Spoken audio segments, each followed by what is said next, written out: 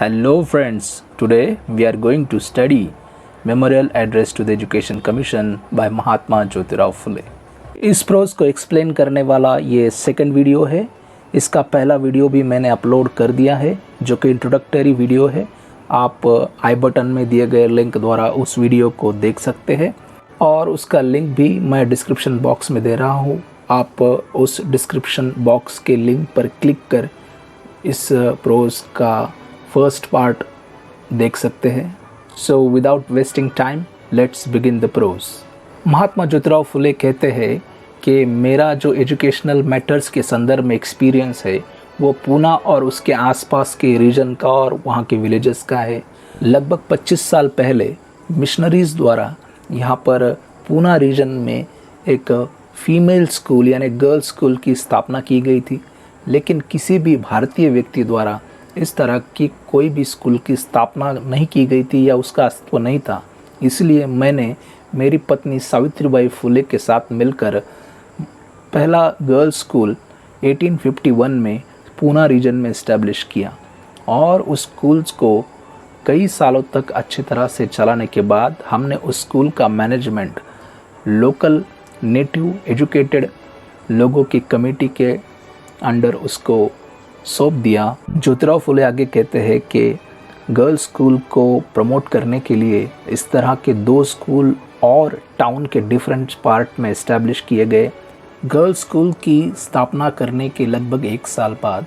हमने indigenous mix school की भी इस्टेब्लिशमेंट की जो कि स्पेशली लोअर क्लासेस के लिए था। वहाँ पर मांग और महार स्टूडेंट्स जो थे वो पढ़ सकते थे। इंडिजीनियस मिक्स स्कूल जो कि लोअर क्लासेस के लिए था उसमें और 2 स्कूलों को ऐड किया गया। महात्मा ज्योतिराव फुले आगे कहते हैं कि उनके द्वारा स्थापित किए गए स्कूल को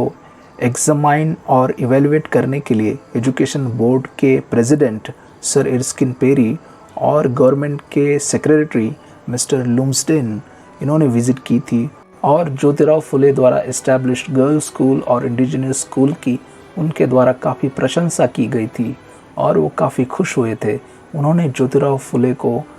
शॉल्स देकर उनके कार्य की सराहना और सम्मान किया था। ज्योतिराव फुले अपने एजुकेशनल मैटर्स के एक्सपीरियंस शेयर करते हुए आगे कहते हैं कि मैंने जो गर्ल्स स्कूल की इस्टेब्लिशमेंट की थी वो स्टिल एग्जिस्ट में है। वो आज भी अच्छी तरह से कार्य कर रहे हैं under the guidance of department of education and under the management of Mrs Michelle. वो स्कूल आज भी अच्छी तरह से रन कर रहे हैं और जो स्कूल लोअर क्लासेस के लिए थे, मांग्स और महार बच्चों के लिए जो स्कूल थे, वो स्कूल भी आज सेटिस्फैक्ट्री कंडीशन में वर्क कर रहे हैं। महात्मा ज्योतिराव फुले आगे कहते हैं कि उनका जो एक्सपीरियंस है एजुकेशनल मैटर्स के संदर्भ में एज अ टीचर उनको काफ़ी ज़्यादा एक्सपीरियंस है क्योंकि उन्होंने फीमेल बोर्डिंग स्कूल में एज अ टीचर टीचिंग का कार्य भी कुछ सालों तक किया है और जो बॉम्बे प्रेसिडेंसी है उस बॉम्बे प्रेसिडेंसी की जो प्राइमरी एजुकेशन की जो कंडीशन है उसको उन्होंने मराठी पैम्पलेट में कुछ साल पहले एक्सपोज किया था, जिसमें ब्राह्मणों की रिलीजियस प्रैक्टिस को उन्होंने एक्सपोज किया और जो करंट एजुकेशन सिस्टम है उसको भी उन्होंने एक्सपोज किया था। जो करंट एजुकेशन सिस्टम है वो काफ़ी ज़्यादा फंड जो है वो हायर एजुकेशन के ऊपर खर्च कर रही थी, यानी कि ब्राह्मणों की एजुकेशन के ऊपर खर्च कर रही थी और लोअर क्लासेस के प्राइमरी एजुकेशन के लिए उनके पास बहुत ही कम फंड था और वो मासेस को यानी SC ST OBC NT DNT VJNT के प्राइमरी एजुकेशन पर वो काफ़ी कम फंड्स जो है वो खर्च कर रही थी और उन्हें बिल्कुल भी फंड अलॉट नहीं कर रही थी और उनको ऐसे ही इग्नोरेंस और पावर्टी में यहाँ का जो सिस्टम है वो रखना चाहता था और इसी बात को उन्होंने एक मराठी अपने पैम्पलेट में एक्सपोज किया था। ज्योतिराव फुले यहाँ पर ब्रिटिशर्स लोगों की जो एजुकेशन पॉलिसी थी उसको क्रिटिसाइज़ कर रहे हैं क्योंकि ज्योतिराव फुले का मानना ये था कि गवर्नमेंट जो है वो हायर एजुकेशन पर ज़्यादा फंड एलोकेट कर रही है और जो फंड गवर्नमेंट के पास आता है वो टैक्स के रूप में जनसामान्य लोगों से कलेक्ट किया जाता है और उनके प्राइमरी एजुकेशन के लिए बहुत कम फंड एलोकेट किया जाता है। हालांकि वो ज़्यादा टैक्स देते हैं बाकी जो लोअर कास्ट के लोग हैं या लोअर क्लासेस के लोग हैं, लेकिन गवर्नमेंट खर्च कर रही है हायर एजुकेशन के लिए। तो महात्मा ज्योतिराव फुले यहाँ पर सवाल उठाते हैं कि जो लोग इस हायर एजुकेशन का बेनिफिट जिन लोगों ने लिया है या फिर जो लोग इस हायर एजुकेशन का बेनिफिट ले रहे हैं, क्या वो अपने फेलो कंट्रीमैन के लिए, उनके एजुकेशन अपलिफ्टमेंट के लिए कुछ कर रहे हैं। तो हायर एजुकेशन लेने वाले जो लोग हैं वो उस एजुकेशन का बेनिफिट लेते हैं, लेकिन अपने जो फेलो कंट्रीमैन है, जो लेस फॉर्चुनेट है, जो कम पढ़े लिखे हैं, उनकी शिक्षा के लिए ये लोग कुछ भी नहीं करते हैं। तो ज्योतिराव फुले सवाल उठाते हैं और वो क्रिटिसाइज़ भी करते हैं कि ये जो हायर क्लास के लोग हैं, हायर कास्ट के लोग हैं, वो हायर एजुकेशन लेते हैं और गवर्नमेंट ऑफिसेस में सर्विसेज ज्वाइन करते हैं और वहाँ पर अपने कास्ट की मोनोपोली क्रिएट करते हैं। ऐसा आरोप ज्योतिराव फुले एजुकेशन के संदर्भ में ब्रिटिश गवर्नमेंट और हायर क्लासेस के ऊपर लगाते हैं। तो ज्योतिराव फुले गवर्नमेंट से अपील करते हैं कि अगर आपको